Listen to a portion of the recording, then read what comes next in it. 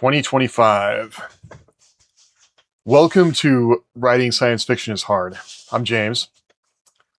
This is a show about writing and everything that goes into it, and being creative otherwise. I want to do a recap show on 2025. The list I have is pretty long, which was surprising to me, but it always feels that way when you look back on a year, and there's always recency bias. It seems like a lot happened, or maybe not a lot happened recently, where things were calming down. So that meant that the rest of the year was pretty easy, right? And the same thing goes for 2024. I think if I had done something like this in 2024, which is why I feel it's important for me to do these videos, 2024 was a lot worse than 2025. 2025, at least I got some things done. I got a lot of life things done in 2024, or at least it feels like in this part of my life, my wife and I were just talking about this, that the time when it starts to feel like you have less energy, or at least wouldn't say I have less energy. I have a 7-year-old. And the first time I had a 7-year-old, I was 30. Yeah. I don't know that I had more energy then.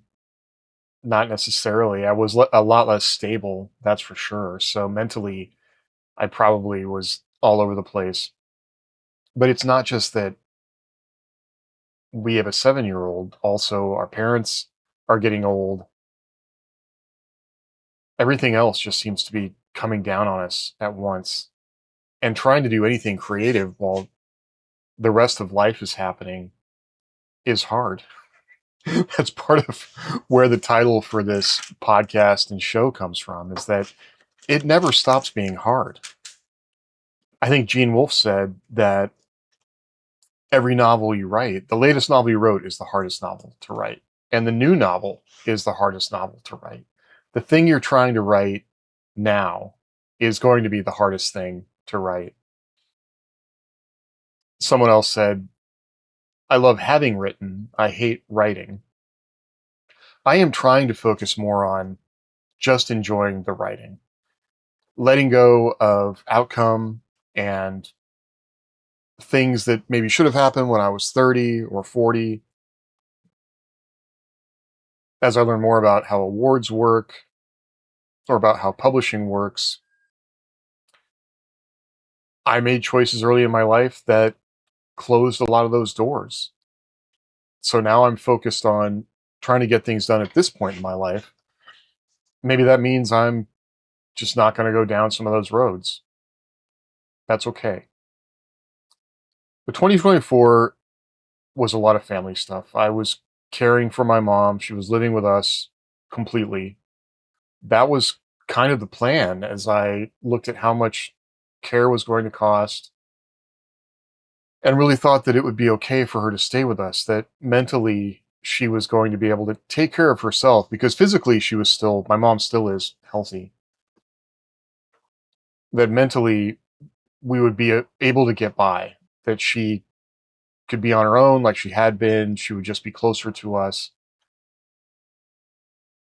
And increasingly it became clear that that was not going to work, especially as she started going outside, going out in the street and like telling people that she didn't have any groceries, or she couldn't remember the last time she ate, or didn't know where her home was.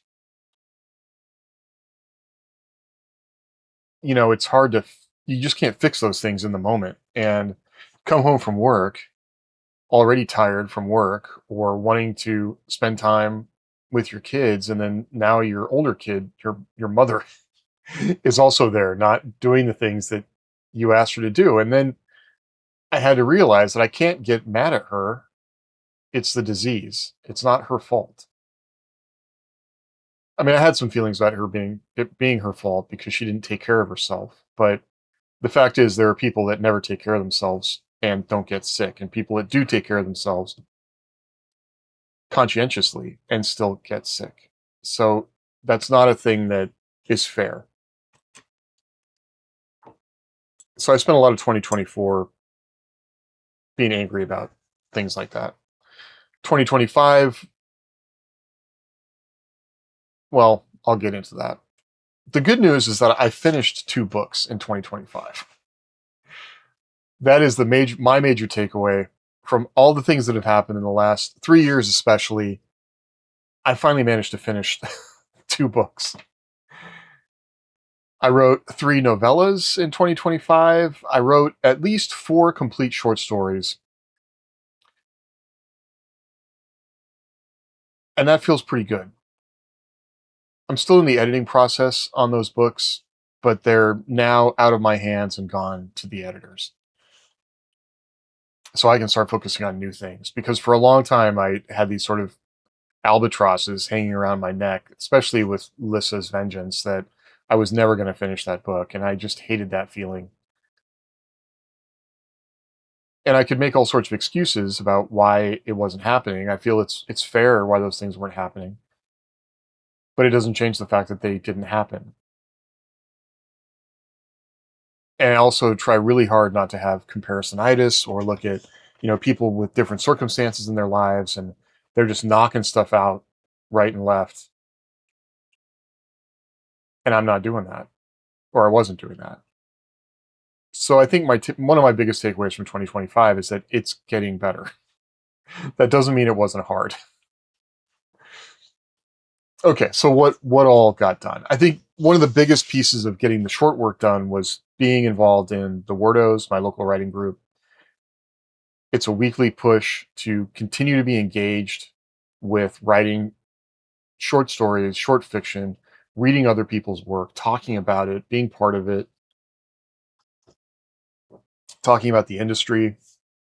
Those things were really important. And then also my writers group / mastermind that I'm a part of, with a group of writers who are on more of the same wavelength when it comes to hybrid publishing, writing science fiction / post-apoc / superhero / things that are in that same vein of genre fiction. But we're all have been in similar places and are trying to go similar places. Some of us are writing so much. Some are writing so much and not quite getting the success that they deserve. And I really mean that word, deserve. But it was really helpful to be part of that group, especially, and to have a group of people that I could be honest with about my struggles. And it's hard to be honest, especially when that comparisonitis is sinking in, right? Like, why aren't you getting things done? Or you thought you were so close and it's not there yet. And having a group of people that I can talk to that don't blame me or shame me, I guess. Like, they wouldn't do that. That comes from inside me. And the times I have had to say, like, I just feel like a failure, having friends that will say no, no, that they understand. Like, you're not talking to someone who doesn't know where you're coming from, that doesn't sort of have this same curse, I suppose. And I shouldn't call it a curse. It's a combination of creativity and consistency that is very difficult, because it's not like creativity I think of it often as, like, say, carving a table or doing some kind of ornate ironwork or something. Like, there is creativity in the moment of doing that thing, and there probably is a lot of planning that goes into it, but doing something different every single time, creating the material that you have to then shape into the thing every single time, it's a challenge, and having done it once, I think people, like, just having written a book is such a huge accomplishment, but then to do it again and again and again, that's a special kind of crazy, right? So those groups have been just really important to me. And if you're not part of a group, I think that the whole idea of the writer by themselves in the cave, or even people that come out of nowhere and drop some, brick of a creation on the world and everybody loves it, like, those people exist, but those are not most people. And it is so important to be part of a group of people who will encourage you and support you when times get tough, because they're going to get tough. And even Brandon Sanderson, who is a machine of kicking out words, gets so much criticism and has books people don't like. Same thing with Stephen King. Same thing with F. Scott Fitzgerald. If we want to go back, there are books that, any writer you can name that has both an amazing output and has written some amazing books will have books that people hated. They'll have periods that they didn't produce as much as they could have. And it's really important to have support to get through that. I mean, how many writers, I shouldn't use examples of writers who drank themselves to death in the case of Scott Fitzgerald, because the pressure of trying to do this work probably killed him. And other writers, it's been similar. All right, let's check the notes. Other things, I was fully chair of the Wordos this year, which means that I'm kind of responsible for keeping the group alive. I did talk to and bring on a co-chair who has been really helpful, and that means that it's not just totally on me. And also, if there is a bit of succession planning if something happened and I needed to do something else for a bit. I'm pretty committed to the Wordos. I could see myself staying there. It's kind of like having a bar or a party where some people stay for a long time, other people drift in and leave, but they're always welcome. And it's really important to me to keep that available because it's been like that for me. And it was really helpful to me that was a thing I was accepted into and I could always go back to it, even when it wasn't right for my life, or even the type of writing that was being done wasn't right for me. It was still there and I could go back to it. And especially in a state like Oregon where there just aren't as many people doing things, right? Having a consistent group, I think, it's a valuable thing that as I've become involved in, making the group work, you become more aware of like how easily it could just slip away and disappear. And that seems like the way for a lot of things. So the fact that it's managed to transition between leadership and people across, 30 some years is just pretty amazing and special. So I want to keep doing that. That's been important to me. I did a lot of travel in 2025. I went to Worldcon in Seattle and then Oricon in Portland.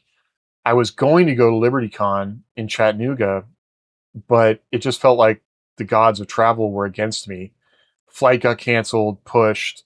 I was only going to make it like one day to be there if I even got back. I was trying to fly into different airports and could not get rental vehicles. It was just amazing to me how difficult it was.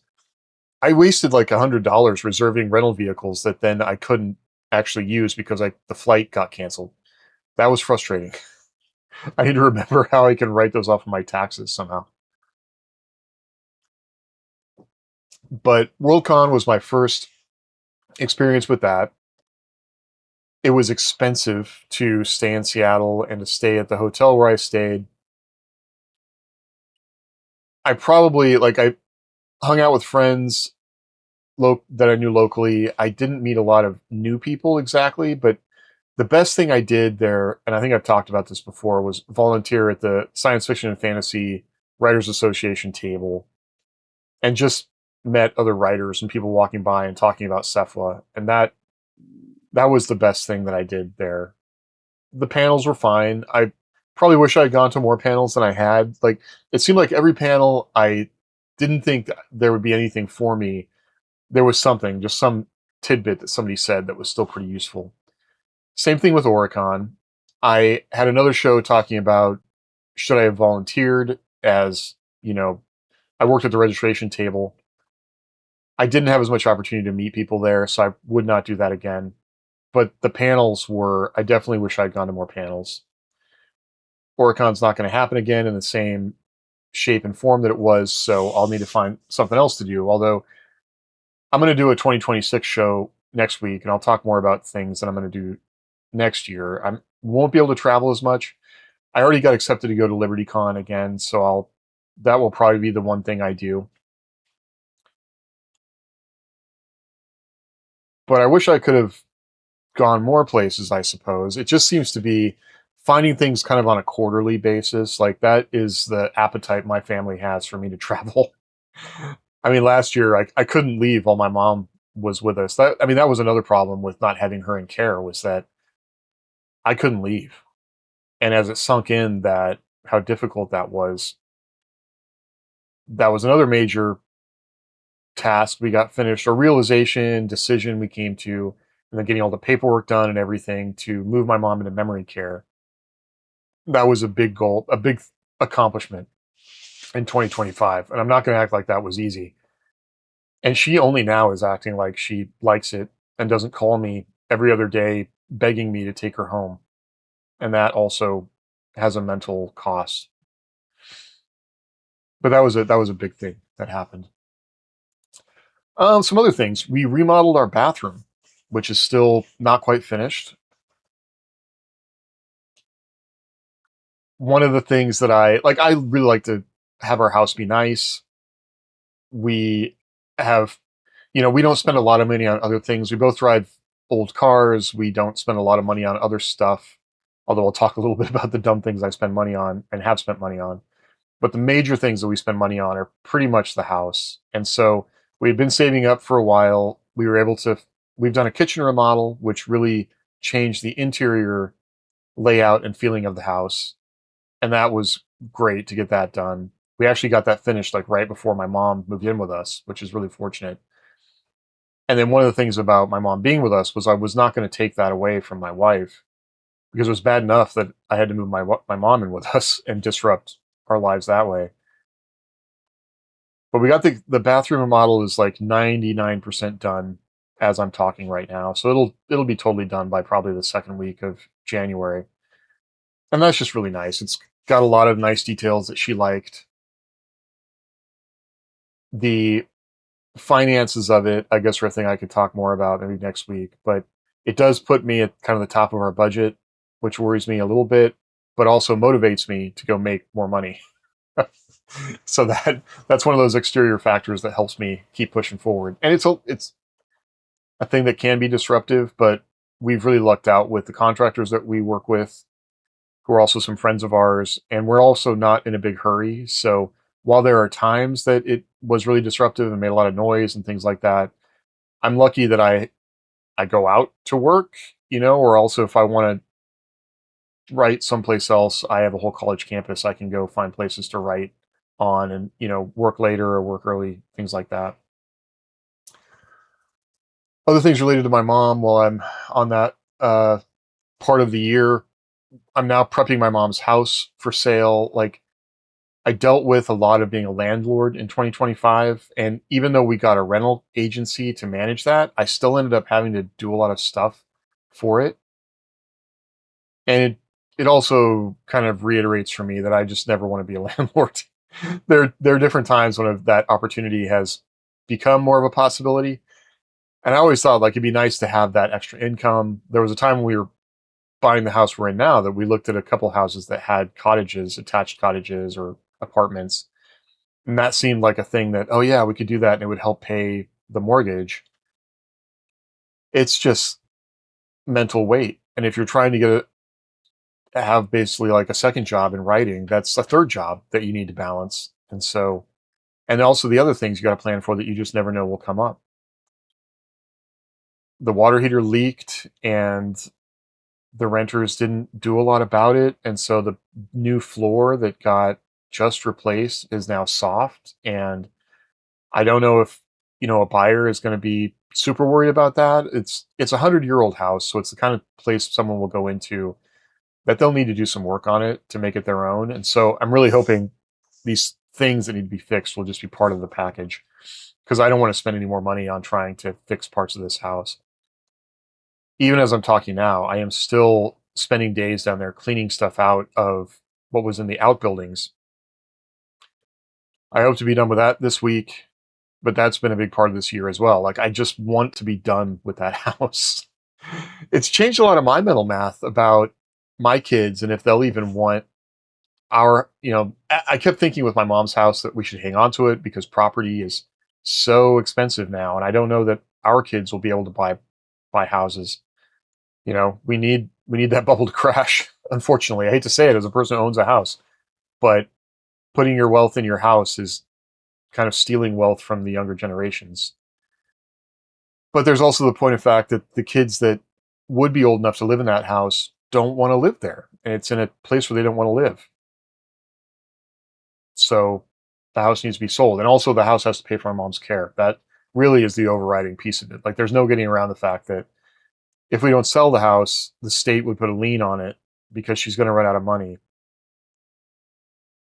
It has to be sold. So, and because I'm the closest one, I'm the one that gets to do the majority of that work. Like even if I actually I'm working with the realtor to have a contractor come in and clean out a bunch of stuff,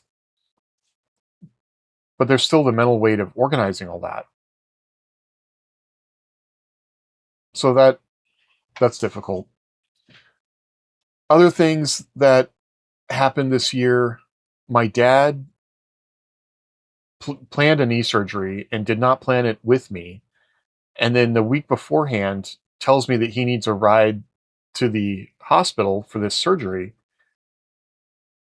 And I can't just like drop him off at the hospital for a surgery. I I took the day off from work. I take him there. That turns into a week and a half in the hospital, and then it turned into almost 3 weeks in rehab. I went into this thinking all these rehab facilities I see were for people trying to get over addiction. No, it's for people like that can't stay in the hospital anymore when they kick you out of the hospital. My dad also, well, I guess that happened later. The knee surgery seemed to go okay, but he has a number of contributing issues that were made just that much harder by the surgery.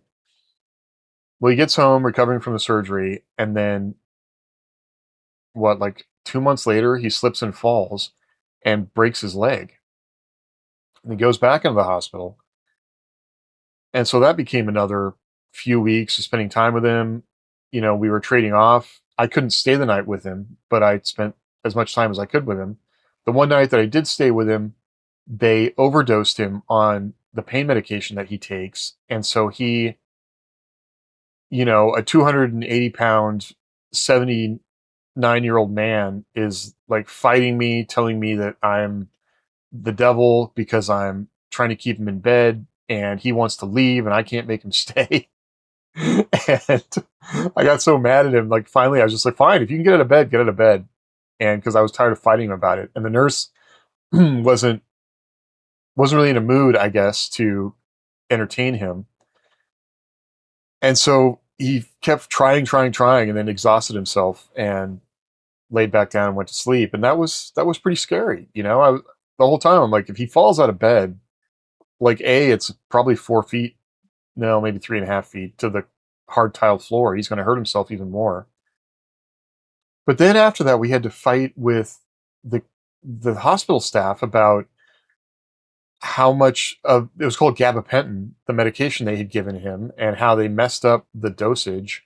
And it was like a miscommunication between two doctors and the fact that he already had a prescription for it. And then what different options could he try? And that was scary as well. And that was in the midst of everything else that's going on. Like my little girl can't see that, and so that stuff is happening. um, Getting him back home and the recovery, like being in rehab was fine because then other people can watch him. But then once he goes home, there was a lot of stress with family where I have a stepbrother and sister. My stepsister her kids are gone. She's not working. And I kind of lost it on that side of the family because I kept telling them I have other responsibilities and I couldn't be there all the time. And if they could be, good, or we need to get some kind of in-home care. And I mean, this is an ongoing problem. It's not solved. But I basically finally just had to say, I cannot do this. And as I'm saying this, if you're hearing anything, like I probably wish I'd done this a lot sooner. With my mom, I wish I'd done all these things a lot sooner. I'd probably never rented the house out and just sold the house. With my dad, just be clear that we need to get some nursing staff in here. We need to use other resources. Like my dad is also a vet. And if you're a vet, the VA has these resources. But also those resources stop if you start driving around and acting like you're fine. And my dad is not fine. He keeps pushing it. Like he drove himself to a VA appointment, which he should not have done. But because of that, they said, oh, you're okay. You don't need in-home care anymore. But then they also wouldn't let him drive home because he couldn't drive. And he calls me up when I'm at work. Can you come get me? So that is frustrating, like having parents that act like they just don't think ahead, and they have not thought ahead to this point in their lives. And I'm certainly thinking a lot ahead.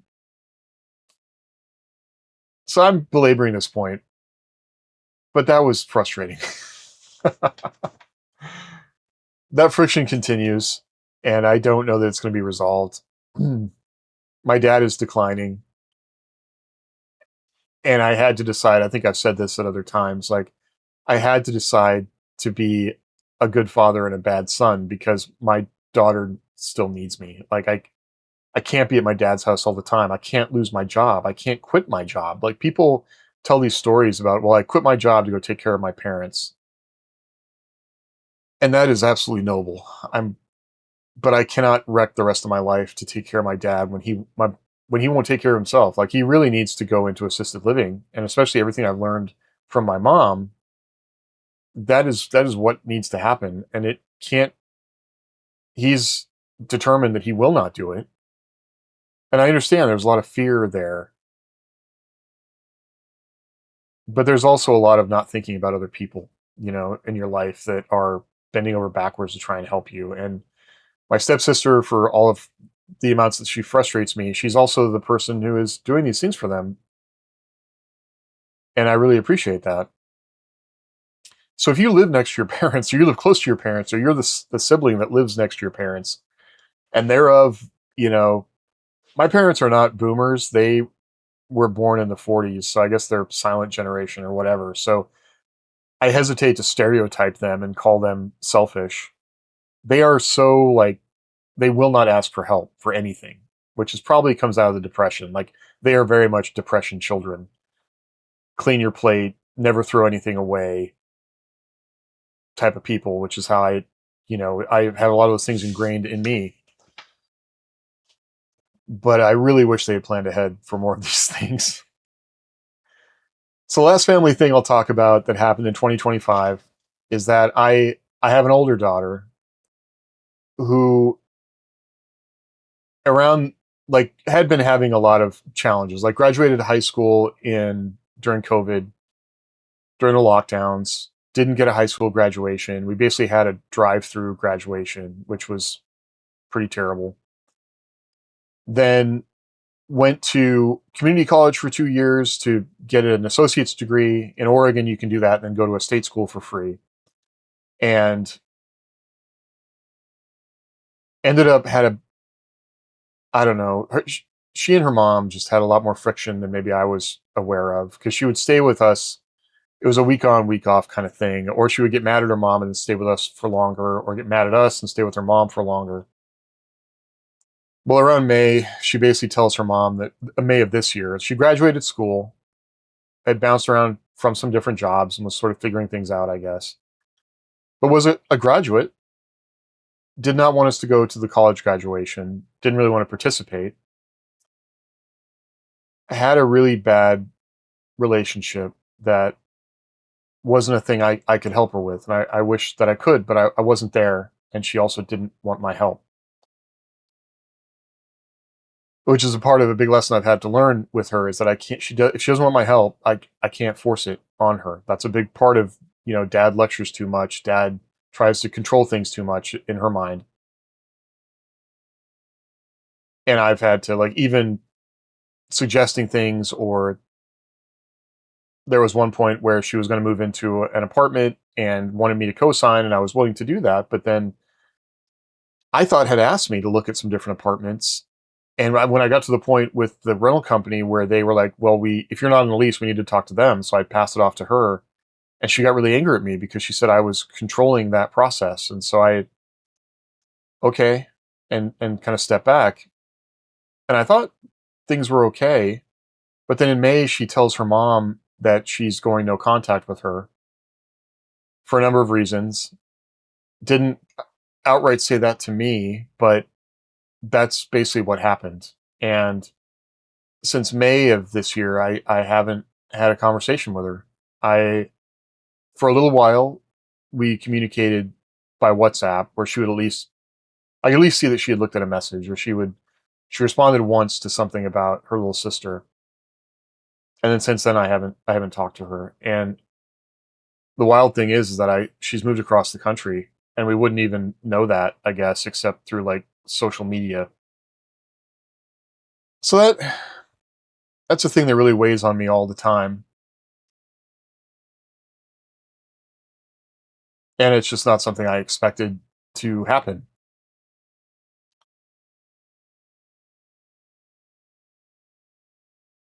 And there's not a lot I can say about it without getting upset. So it the thing about that, like,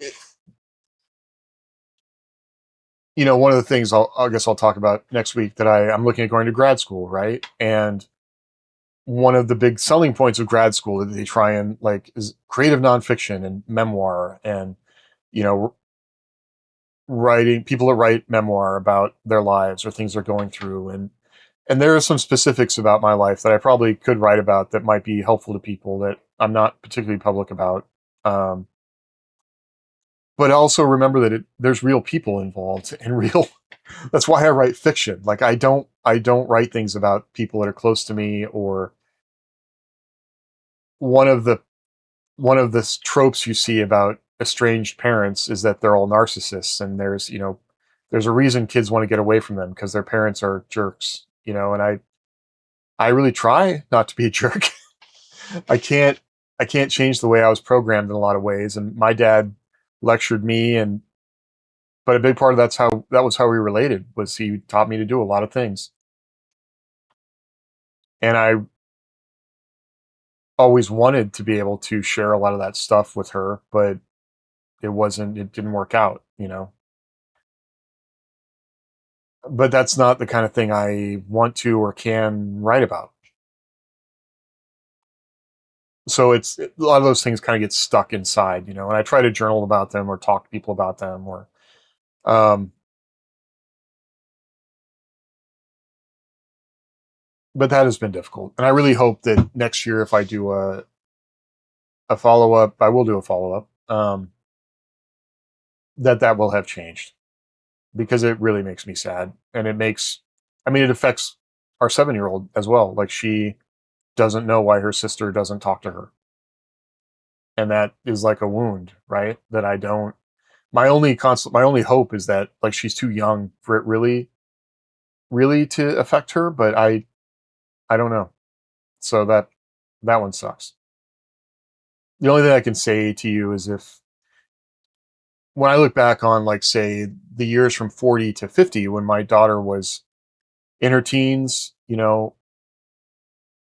I don't know that I could have done a lot different, but I do just wish I had spent more time with her, or made just much more, not just kind of let life go by that way. I don't know. I still spent time with her. You can't beat yourself up for a lot of things. But maybe I wish things had been different there. I don't know. Um, so that weighs on my mind. That's the thing that is difficult. Um, it's also related to, the 7-year old is asserting herself more. She wants more things. You might think you have time to do something, and she wants something. So it makes it more and more important. Like, the time that I have to get up, that I do get up and work in the morning, when I have time to myself, it is so important, because then it allows me to focus on her during the day, and I'm not trying to do other things when I need to be focused on her. And when she wants things from me, like, the subtext is there, is that daddy talked to me, daddy talked to me, daddy spent time with me. And I want to be locked in on doing that. It's the thing about my older daughter, is it makes it hard to not have feelings like, well, no matter what you do, this is bad things are going to happen eventually, right? Well, no, no. And even if they do, that doesn't change who this little person is right now. And they're not the person they will be. Like, you can do a lot of work to try and grow them into, and even then, I shouldn't say the person that I hope they will be, because you don't get to control that, right? You don't get to control who a person becomes, but you can try and be the best version of yourself with them right now. in any interaction that you have with my wife. I really try to be that way. Try not to get angry about dumb things or pick up after myself when I know I'm not good at that and it's hard for me to see stuff around me. Go back to my parents being hoarders. But that is the thing I'm really focused on. And when it comes to like getting writing and getting work done, getting up in the morning, going to bed at night so I can get up and do work during the time I have to do work, and then spend time with, the people I love and be focused during that time. Because it's only going to get more and more, which is great. She has a huge personality, and I just see it getting bigger and bigger and more powerful, and I enjoy it. I enjoy watching it. And then related to that, a big thing that we picked up this year was Lego. And I have always, it's kind of funny. My oldest, I worked at Target, and so I got a discount on all kinds of stuff. And I did really try to get her into Lego, but she was just never into it. And I kind of felt like I was, entertaining myself because I never got Lego as a kid because Lego was expensive. I got like knockoff generic Lego and that never stuck together well and fell apart. And then my brother and I had like a 60s erector set that was all this kind of nasty metal, pieces of tin with like tiny, like square nuts that like messed up your fingers. And we would just build the heck out of that stuff. But that's what we had. We never got like cool Lego sets or never got actual sets. Like that was for rich kids, right? So it's been a lot of fun as she gets into it and is really enjoying Lego sets. And then my wife and I have been getting into it. And the thing that I enjoy about Lego is that I can't do anything else while I'm doing it. Like we've even stopped. Lego has a really cool app that's kind of like CAD that lets you turn a thing within the app as you're building it. And it does make it easier in some cases. But reading a piece of paper, interpreting the instructions, bringing that into the real world is so much fun watching my daughter do that. And then the same thing with my wife and I when we build a kit together and like pass pieces back and forth and do stuff like that. I'm not looking at my phone. I'm not really thinking about anything else. And I want to say I'm not even like really ruminating about, writing or other things in my mind, but it definitely helps me later on where some problem will have been worked out in the back of my mind. During that time though, I'm focused. And it's so weird the world we live in right now where it just feels like everything is trying to steal focus all the time. And it's so hard to do just one thing. And so Lego helps with that. Lego does not help with not spending money. But um, the various, addictions I have from Target of like watching retail prices and getting the cheapest things I can. Definitely like Lego has its own economy, which I think I've rambled about. And so that's like an entertainment in itself to watch that and like which kits will be more expensive and which kits won't and which go on sale and when and blah, blah, blah. So that has been an entertaining thing that we picked up in 2025.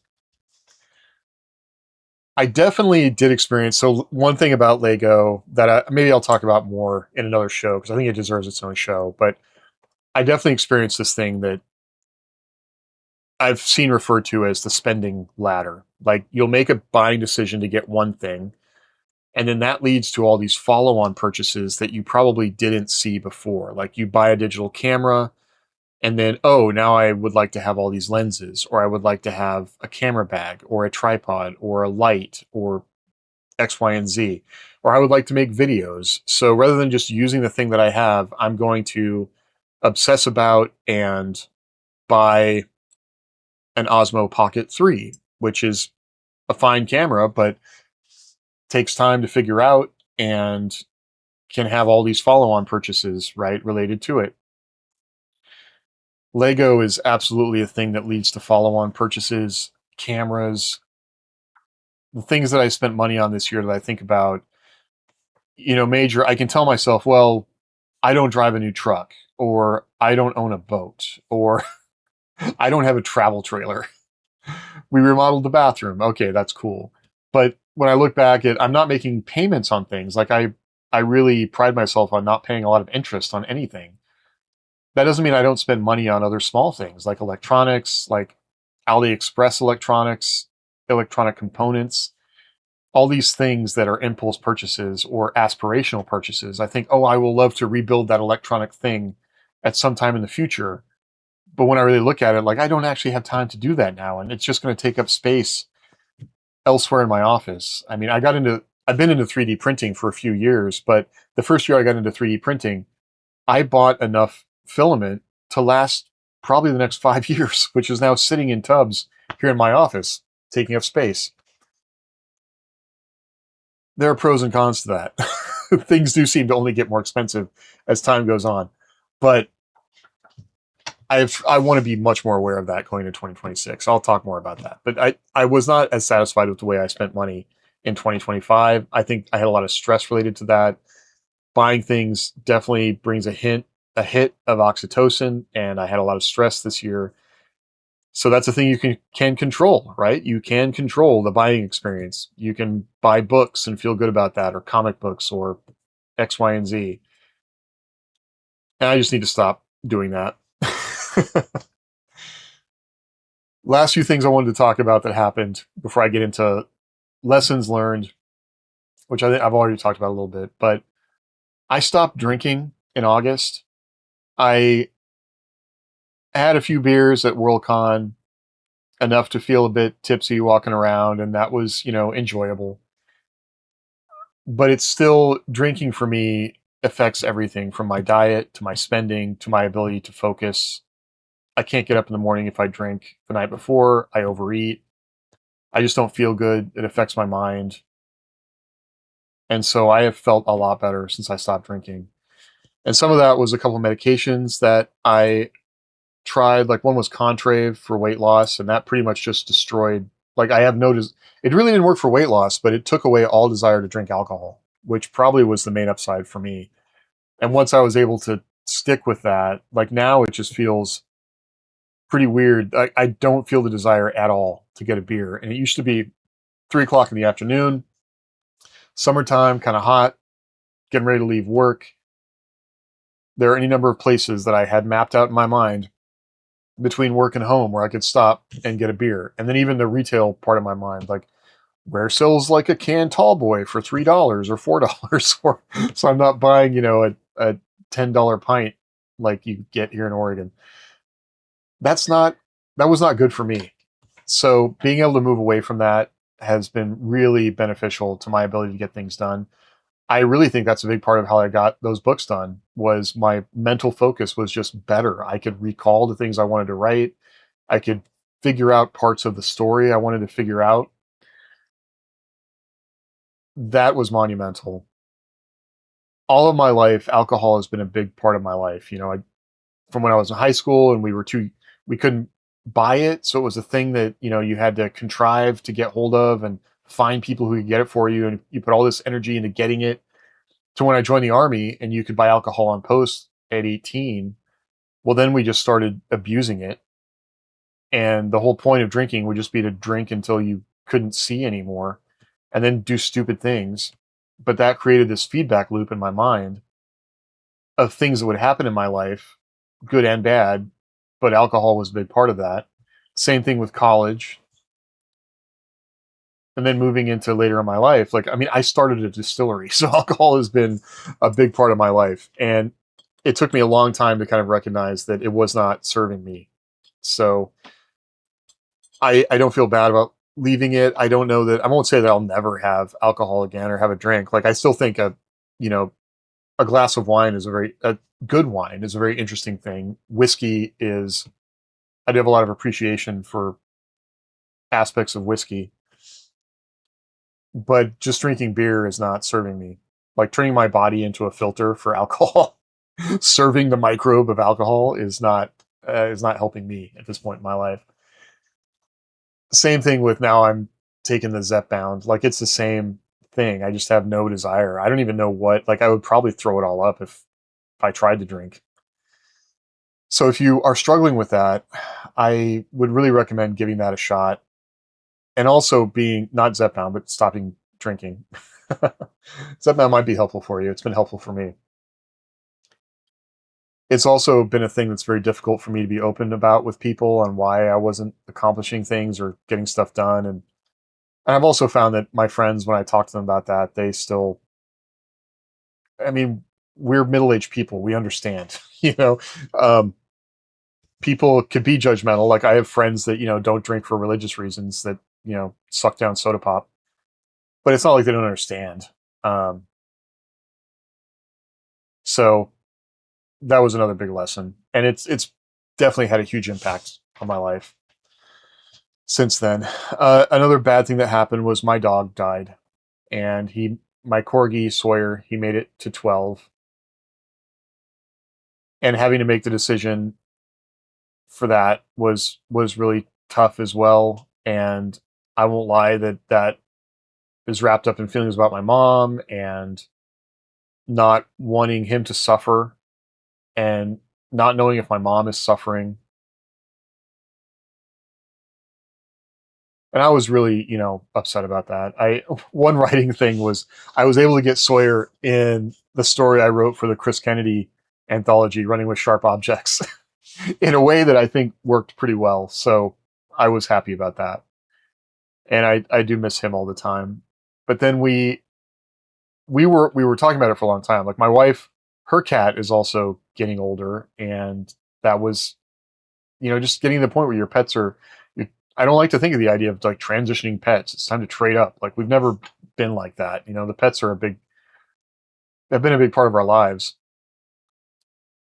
I saw a picture, like we weren't going to get another pet, and then I saw a picture of this little dog on Facebook from a rescue that somehow spoke to me, and I talked to Holly about it, and we decided to go meet him.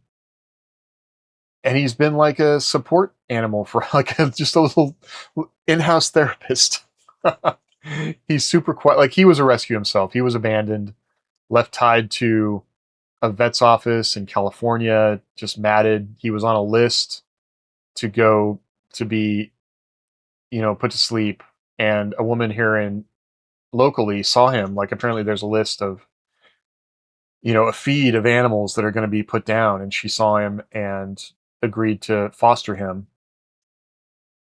He's the quietest dog I've ever like been around, but it's kind of funny as he comes out of his shell, because Sawyer would just bark at the drop of a hat about anything. If anything was going to intrude on the sanctity of the home, including silence, Sawyer would bark. Well, Jasper is he is very affectionate. He'll want to sit and put his head on your lap, and he will come up beside you and put his head on your knee. He wants to, like, he'll only go to the bath. He'll only pee or poop if you take him out. So you got to take him out and walk him. And spending time with him has been very therapeutic, I guess, because that's another thing that it's hard to do anything else. Although for me, I do enjoy listening to audiobooks or YouTube, videos or whatever while I'm walking him. But it's a chance to get out and watch him do things and just see him enjoy the world, which kind of puts me in the moment. So that has been really fortunate and was unexpected. Wasn't a thing that we expected to have happen. So that's been 2025. I don't think I've left anything out. I appreciate you listening to me this far, and I hope that if you're struggling with things yourself, that it's gonna get better. It's gonna There are people, your friends want to hear from you. I'll just say that. Like one thing that has been, it feels like at this point in my life, quite often I don't hear from friends, but then when I call them, and I make an effort to call friends quite often, it's always great to talk to them. And the last thing I wanted to mention was I lost two friends this year. One was in my platoon, one of my soldiers. He passed at he was 48, I want to say. He was 2 years younger than me. And then another friend that I went to high school with, and he was my roommate while I was in college, and he passed kind of unexpectedly and left behind his son was 6 and his wife. Um, and his celebration of life was really interesting to me because he was quiet. Like, I mean, I don't know. I knew him. I remember him having conversations, like long conversations with him. But everybody at the celebration of life said that he was a very quiet guy, but he was always there. And there were so many pictures of him at parties and spending time with people and being social. His wife was obviously a very social person. And we all were able to share. Like, one thing I want to try and do anytime I go to a funeral anymore, I would really want to make an effort to be, if nobody else speaks, like whatever I know, I want to get up and say something about that person, because it is so painful to sit at a funeral and nobody gets up and talks. And it feels like once you kind of break the seal on that, people will start talking. But until someone does it, it's painful, but also disrespectful, I feel like, to the person who died. Like, you're there because you knew them in some way. So say something about them. What was their favorite cereal? Like, whatever, some memory that they existed. But my friend, like, there were plenty of people getting up and saying things like that, like direct memories. But then the number of people that had like second and third order experiences of my friend that knew him through something he had done at his kid's school, or because he had been a coach in his son's baseball team, or like people that said, openly, like, I didn't know him directly, but he affected me in this way. That that was really meaningful to me. And like, I just he shouldn't have gone this soon. And anytime somebody leaves this soon, and you get to this point in your life, and I at 40, I lost some people, some friends that, granted, had done some hard living, and I think probably their deaths were related to either alcohol or drugs. But now we get to a point where people aren't going to continue down the path with you, and all that's left behind are the people that are around them that keep walking. And so that really, hit home. And I kept thinking of what I wanted to take away from that. And I miss him. I wish I'd talked to him. I hadn't talked to him. I thought of him. That was the weird thing, was I thought of him. And then I heard that he had passed. That's happened to me twice now with people, which is really weird to me. I don't like having dreams about friends because I'm worried. I get this worried feeling that somehow I'm going to hear that something bad happened to them. When I think about things that I like, all this other stuff that's going on, right? That I thought that is happening. Like, as I look back, like, if you would ask me, like, well, what was bad about this year? Like, well, actually, no, it was pretty good. I try to focus on the good things, because those are the things that are in front of me, and the things that are happening in the moment, like any given minute of any given day. There's a list of things that need to be done and to worry about, and X person needs this and X person needs that, and work has these priorities, and you need to be thinking about this, project. And man, I wish I'd written that email differently, and I wish I'd said this differently. I'm at a point in my life where I probably am much more direct and honest about things at work than I would have been in the past. Did I piss that person off? I don't know. I don't care. It should have been said. But as distance happens from those given moments and those given days, it's not nearly as stressful as it was in the moment. And then I look back on 2025 and I think, well, a lot of good things happened this year, and a lot of important things happened in the progress of our lives. And that's good, right? I used to think, I mean, I was born in 1975. And so when I used to think 2025 was going to be just so far in the future, that we were going to have jetpacks and living on Mars, and the moon colony would exist, as well as like multiple space stations. And if anything, I'm just frustrated with the state of progress in the United States, at least. I wish my country was doing more. But that's just the interesting thing about, to be here now, and also to be 50 and not necessarily feel that way. Like, even I don't really feel that much different than I did at 40 mentally. I obviously got to I got a weight challenge happening, which I really want to keep focusing on. and health. And I spent a lot of time focused on my health this year. That was one thing I forgot to mention was getting the CPAP machine and fixing my sleep apnea had a huge impact. That was, aside from quitting alcohol, that was probably also a huge factor. Sorry, I didn't have that on my notes, so I'm out of order. But that really gets to my takeaway, and what I would hope that you think about is everything happens one step at a time. Every project can be broken down into little pieces, and if you just do it consistently, you will finish. You will get it done, even if you just do one sentence a day or 500 words a day.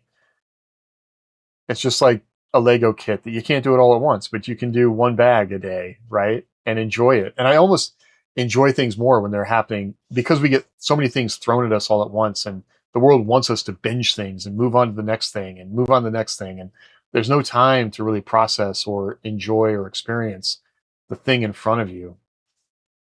Consistency really does feel like kind of a superpower in some ways. And I'm not going to pretend I'm good at it, but I certainly aspire to do it because it's what gets things done.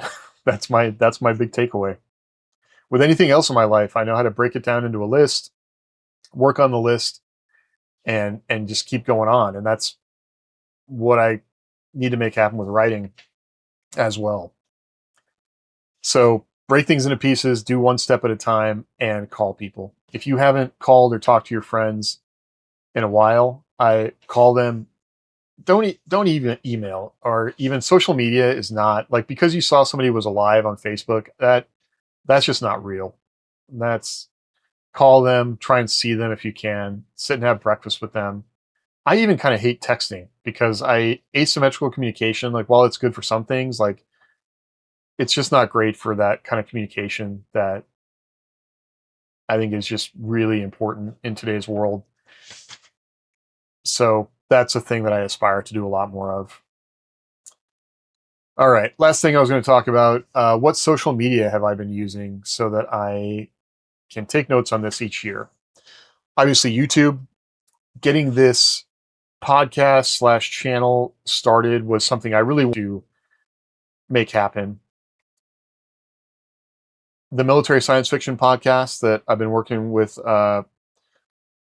some friends on it's been really amazing to watch that grow on YouTube, and also the number of people that listen to the podcast that before I had that automation set up would get pretty frustrated. It hadn't been updated, and I understand that. But it's also been really amazing to watch, like, just a little community grow around that of people that are really engaged with each other and getting back to talking to people. I think that's a very important thing. And one of the reasons I really wanted to do a podcast about military science fiction was to get, yeah, it's fun to read about battles and blowing things up and technology, but also to get to that other side of the human experience of it. And just like being a veteran or being a first responder or a person who has done anything where you were part of like an organization or had to, I mean, there are just so many things wrapped up in that. And I think a lot of the stereotypes, especially as we move away from the global war on terror and Iraq, I mean, it's just wild to me that we're already 5 years away from those wars in the United States, at least. Some things don't just never change, like the experience of being a soldier or a sailor or airman or marine, whatever. And then some things are constantly changing. But I wanted to do something that sort of captured that. And so it's been really interesting to see people respond to it. And something that's not Facebook, I think is just much more positive. So that's been really cool. I continue to use Reddit all the time. I sometimes wish I could curb some of my use of Reddit, but the thing that is frustrating me more, and I didn't even talk about AI for this year, but it's increasingly difficult to tell what was generated and what was made by a real person, because for me the value in Reddit has always been basically they stole the value from forums and like Yahoo email lists. I mean, I used to be on a Yahoo email list for Honda C10 scooters that I swear just had all these old people, these people in like their 70s that had like the secret deep lore of scooters. And so somebody would post a question to that email list, and somebody would, like, you could just imagine them coming out of the shack, with their hands all covered in oil, sitting down at the computer and like answering questions. And that is something that just feels completely lost. I still have all those that email saved in a Gmail backup, which maybe I'll turn that into a Honda C10 AI language model so you could query it and ask questions. But that's a thing that was such an amazing resource. Same thing with forums on anything you could want. You could go to that website and find their forum. Well, Reddit basically consolidated all of that and made it very easy to find it. But now it's become like there's an algorithm there that is subtle, but it's there. And same thing with certain comments that get a certain kind of response. I learned a new term yesterday, which I'm going to be thinking much more about, but engagement loop, of how to keep you engaged in the thing, angry about it, sad about it, happy about it. And once you're done with that loop, how does the thing try and push you into the next loop? And I've always known about a thing called like the gameplay loop, of how a game, you know, search out combat, have combat, resource gathering, exploration, combat. Like that's the loop of, like, say, Fallout, storytelling. Well, that's happening on social media all the time, just in a different way. And Reddit is doing it as well. And so the value of Reddit is becoming much and much less for me. But I still, in certain, smaller communities, the fact that you can search it is hugely useful, which is not a thing you can get on Discord. Like, you can't, that same value just is not there. And so I don't know if that's going to continue being social media that I use as much. The hack for Google used to be, add Reddit to any question, and I still do that to a certain extent. But then I find that I have to sort through the AI responses, like summarizing what was on Reddit, and then look at the Reddit responses and figure out which of them are fake. And that's mental energy I don't have, as I've been talking about this whole time. Substack, although Substack feels to me a lot like LinkedIn, like very performative, but there are a lot of Substack essay writers that I like. Although there definitely seems to be a cycle where I just wonder, like, how can these people be kicking these things out as fast as they can? And I wonder, are there Substack mills out there of people writing all this stuff, putting it out under one name, like I know happens with certain kinds of books? But I do still get value out of Substack. I'm also using Substack to host the podcast of this show. And then I have another open source thing called Castopod that I use to also host it. But Substack just made it easier to host it. I don't know, hosting it on Substack. I wanted to do more with taking the text of these shows and putting them on Substack, but I just haven't had time to do that. So it's kind of a discovery engine thing for me. I don't know how much it's still useful. I'll probably keep reading it. Discord, I do check Discord for the groups that I'm in, the friend groups, and that one definitely has a place on my phone's home screen. It's much easier to look at Discord and then look away from it once I've kind of caught up with what my friends are doing. All the other Discords I'm part of, like for a while, it seemed like every company wanted you to join their Discord. I hide all those in a folder and unsubscribe from them so I can't see them except when I want to go look at them. And that's been useful. And then still Facebook minimally, because that's still where a lot of writers I follow are active. I've also mostly just turned my Facebook into Lego groups, and that has been much more positive. So I tend to, if somebody's a downer, I just unfollow them, and then that way I can go back and look at, I can check on them if I want to. And so now when I look at Facebook, it's just all cool Lego builds, and that's a lot more uplifting. And then email. I'm trying to send email. I'm trying to call people a lot more. That's kind of the social media that I'm focused on. Is phone calls. It's just way better. And then Zoom groups as well. Spending time with groups of people on Zoom, at least seeing their faces. Zoom has its own challenges and frustrations, but it's kind of the best thing we have right now for doing these geographically challenged groups. I mean, the Wordos has grown to have people, in Canada, across the US. The main problem we're dealing with is time zone, symmetry.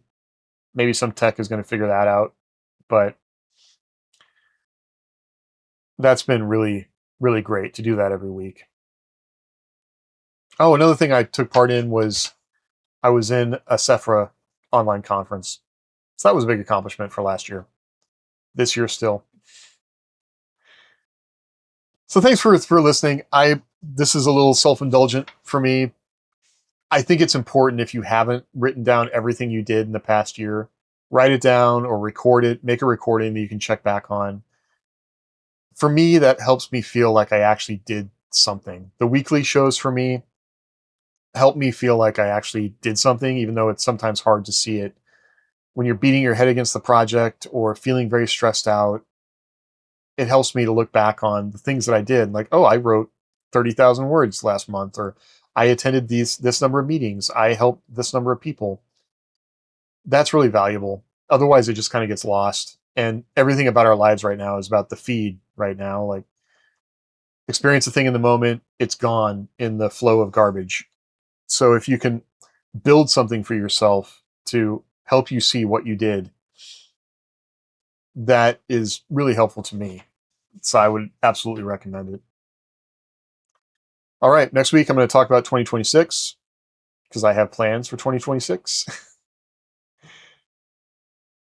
And I don't want to say that I think things will just keep getting better, because there's challenges. But in my personal life, at least, I don't know. There are things that I am preparing for that are inevitable, but also a lot of work that I want to get done in between all of those things, because that helps keep me afloat, right? And the people around me. It's important to me to help keep them all afloat as well. Yeah, well, I'd love to hear about your major accomplishments for 20 in 2025. And if anything resonated with you, let me know. I'm always happy to hear about it. Cool. Thanks for hanging out, and I'll talk to you next time. Later.